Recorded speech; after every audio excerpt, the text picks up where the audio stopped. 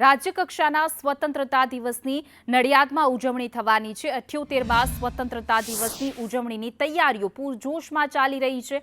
નડિયાદના SRP ground ખાતે થયું rehearsal તો જિલ્લા કલેક્ટર ડીએસપીની હાજરીમાં રિહર્સલ કરવામાં આવ્યું તો પોલીસ પરેડ તેમજ 19 પ્લાટૂનો દ્વારા રિહર્સલ કરવામાં આવ્યું હતું।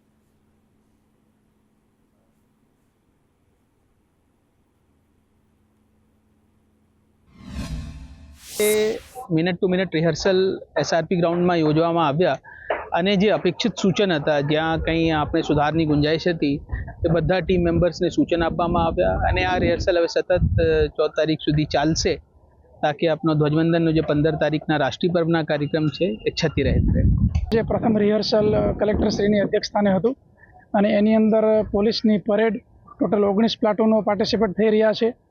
એ સિવાય રાઇફલ ડ્રીલ, ડોગ શો અને જે મરીન ટાસ્ક ફોર્સ છે એના ડેમોન્સ્ટ્રેશન, અલગ અલગ અમારા પોલીસ ડિપાર્ટમેન્ટની 370 જેટલી મહિલાઓ દ્વારા જે કલ્ચરલ એક્ટિવિટીના અલગ અલગ પ્રકારની એક્ટિવિટી, એટલે જે સમગ્ર પોલીસની અલગ અલગ તમામ જે એક્ટિવિટી છે એનું મિનિટ ટુ મિનિટ આજે રિહર્સલ કરવામાં આવ્યું અને ખૂબ જ સરસ રીતે અમારી ટીમ પરફોર્મ કરી રહી છે અને એની અંદર ક્યાંય નાનામાં નાની ત્રુટિ ન રહી જાય એ પ્રકારની કાળજી લેવામાં આવી રહી છે।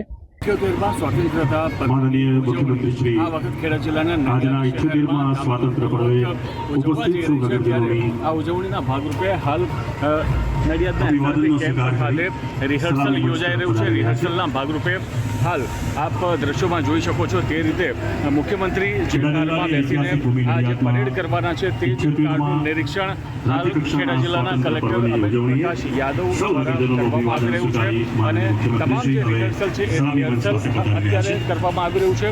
આ ઉપરાંત જે 15મી ઓગસ્ટના દિવસે જે તમામ જે કાર્યક્રમો યોજાવાના છે એ કાર્યક્રમોનું પણ રિહર્સલ યોજવામાં આવ્યું। જે પણ રિહર્સલ યોજવામાં આવ્યું તેનું નિરીક્ષણ ખેડા જિલ્લા કલેક્ટર અમિત પ્રકાશ યાદવ, આ ઉપરાંત ખેડા જિલ્લા પોલીસ અધિક્ષક રાજેશ ગઢિયા સાહેબ સહિતના તમામ જે વહીવટીતંત્રના અધિકારીઓ અને આ ઉપરાંત પોલીસના તમામ જે અધિકારીઓ છે તેમની નિરીક્ષણ હેઠળ અત્યારે આ સમગ્ર કાર્યક્રમ યોજાયો અને આ કાર્યક્રમના ભાગરૂપે તમામ અત્યારે જે આપ જોઈ રહ્યા છો એ સાંસ્કૃતિક કાર્યક્રમ હોય, ડોગ શો હોય, તમામ જે સુરક્ષા જે જવાનો છે તે કેવી રીતે દેશની સુરક્ષા કરે છે એ તમામ પ્રદર્શન અહીંયા આગળ કરવામાં આવ્યું। આ તમામ પ્રદર્શનને તમામ અધિકારીઓ દ્વારા નિરીક્ષણ કરવામાં આવ્યું। 24 પંચમથી સંદેશ ન્યૂઝ નડિયાદ।